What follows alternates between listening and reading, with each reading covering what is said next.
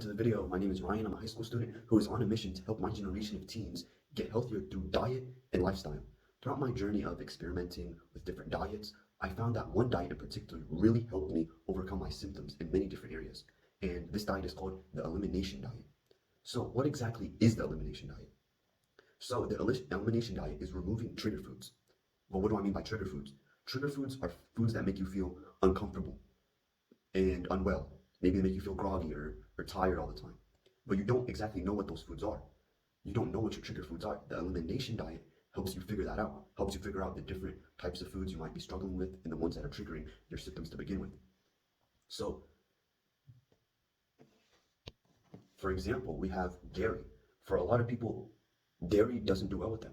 That's why you've heard of people being lactose intolerant because they can't digest dairy properly, so their body is not able to break it down, and then they're having symptoms like diarrhea or they have to use the bathroom all the time. That's why you see many people that eat Mexican food or Taco Bell, and then right after they have to go to the bathroom. That's a trigger food for them. Maybe not Mexican food in general is a trigger food, but maybe the cheese on the taco, or maybe the beef was cooked in something, or the corn, the tortillas, or something like that. It can be very simple, but we don't know what it is. And the elimination diet helps us do this. And it really makes sense because once you have a food that you're not doing well with, your body just really doesn't know how to break it down. It's like giving somebody something that they're allergic to and expecting them to feel fine after. Their body doesn't know how to handle that. They don't have the right enzymes to break it down, so they end up having symptoms, maybe pimples, acne. You have, like I said, diarrhea or constipation. So it's really important to figure out your trigger foods to begin with, so you can have a better understanding of what you're good eating and what maybe you want to avoid. And just a quick side note, this diet is only temporary for now until we can pretty much figure out what you're good at eating and what you're not. So don't get too discouraged if I'm eliminating food groups here that you really like. You might not even be sensitive to them. It's just we have to remove these certain food groups because they're common in giving you certain symptoms. So that's why we remove them. So it will help you better figure out what you need and what you don't need for your body. So the first phase we're going to get into is the observation phase. And once you're in this phase, we're going to measure how you feel before you eat a meal and after you eat a meal. So let's just say you're going to have some pasta. Maybe you have some pasta before you have the pasta. Maybe you have no symptoms. Maybe then after the pasta, you start having gas and bloating. You're just observing that. Okay, maybe the pasta did it.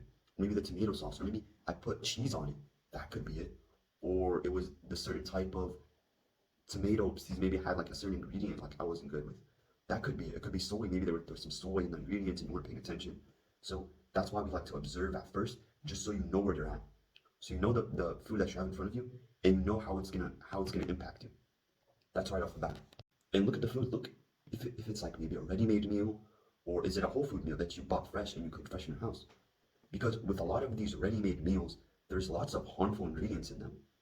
Here's a picture of a Kraft mac and cheese that most teens are eating now, and kids, even adults. They're eating this, and just examine the ingredients. Pause the video and look at the ingredients for a second.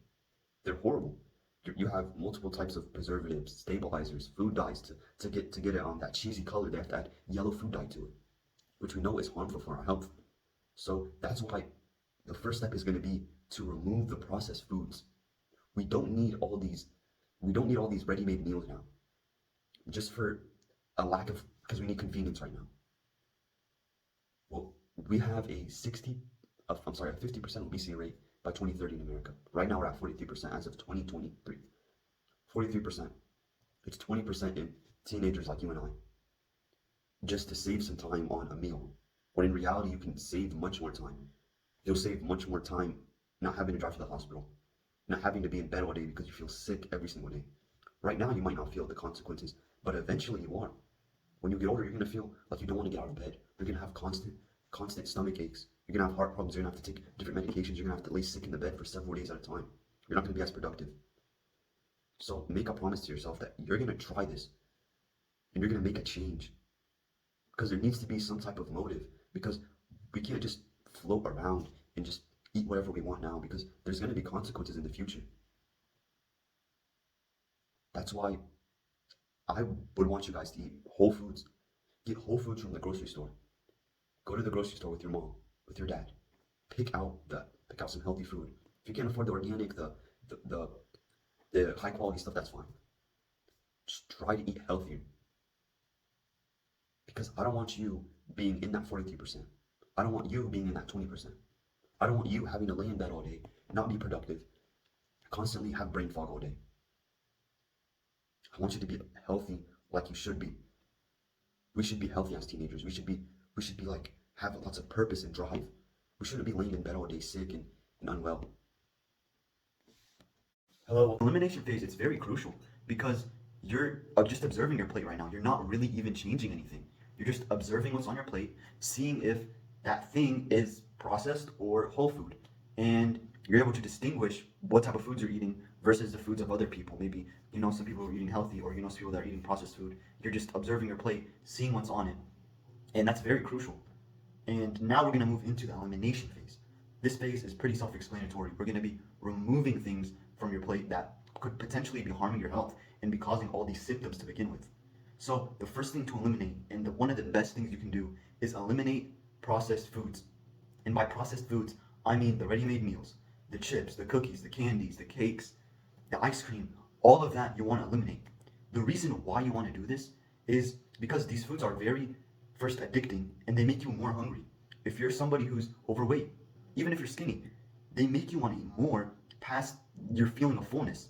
You're supposed to be, when you eat, you're supposed to feel naturally full, but these foods, they make you feel even more hungry, so you eat more of them. That's why they're so addicting for so many people, and they're so hard to get off of. So that's one thing you can do. And another reason why you want to eliminate these is these things aren't natural. These things are made in a laboratory. How do you think they get all those colorful rainbow shapes on the candy? They're putting it together in a laboratory with a scientists who are trying to see the best taste to make you eat more, the best flavor on your tongue, so you can have that again and you can just continue to eat it. That's the reason they make this stuff. They don't make this stuff for you to feel nice and feel good. It's complete BS. So eliminate that. That is one of the best things you can do right now, is eliminate the processed foods. You're eliminating all that BS, all that sugar, all those flavorings and preservatives. You're getting rid of them all. And that is a very crucial thing, is getting rid of the processed foods. And something else to eliminate would be gluten. By gluten, I mean the breads, the pastas, spaghetti. Everyone's been saying, oh, bread is very good because it has lots of fiber. And then you see the whole grain bread is supposed to be this heart healthy, amazing food. Well, let me tell you, it's not. And it gives people lots of gas and bloating. If you look at the ingredients of bread, it's 20 plus ingredients. It used to only be water, yeast, and flour. That's how you would make bread. Hundreds of years ago, the bread then is way different now. Now we have a bunch of sugar in our bread to make it taste good. We add preservatives to the bread to make it last longer on the shelf, so it doesn't mold quickly. We have all these things with bread now, and even the pasta, they're all refined. They've all gone through some type of process to make them last longer on the shelves, cook quicker, taste better, and it really messes up a lot of people's guts because the gluten in these foods is a known gut disruptor. That's why when you go to the grocery store, and what I would recommend is going for gluten-free options.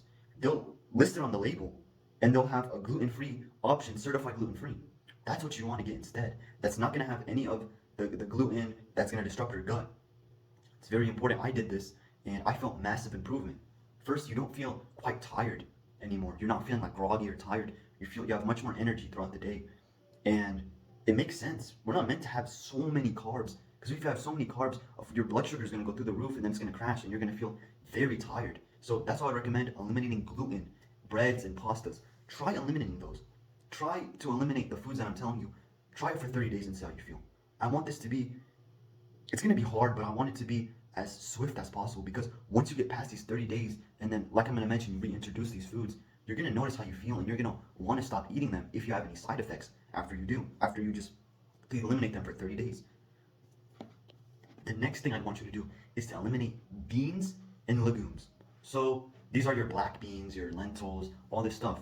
And these are known to be pretty healthy, but the reason why these foods are giving people gas, like you might know lots of people when they eat beans, they get gas, or maybe you're the same. Once you eat beans, you start having gas, you're bloating, and there's a reason for this.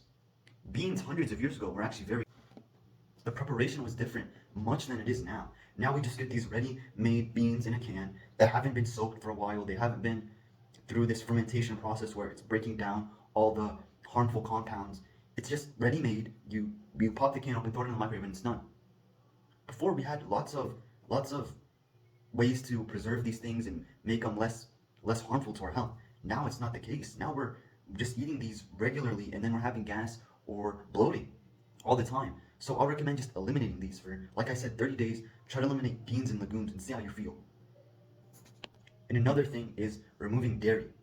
Dairy is known to disrupt lots of people's gut, but if you do well with dairy, you can just skip this step. If you know you're just good with dairy naturally, you can skip this step. But if you're not, I recommend eliminating the milk, the yogurt, um, even some cheeses maybe. But this doesn't mean you have to completely eliminate it, 100%. You can still have the butter and the ghee. The reason is these are very low in milk proteins, so you're not going to get as much gut disruption, including these foods. And I think these foods are very healthy in the reintroduction phase. So, in this phase, you want to be very careful with how you do things. So, first you're going to start off with the grains. But I recommend just eliminating processed foods. If you want to have them every once in a while, that's fine.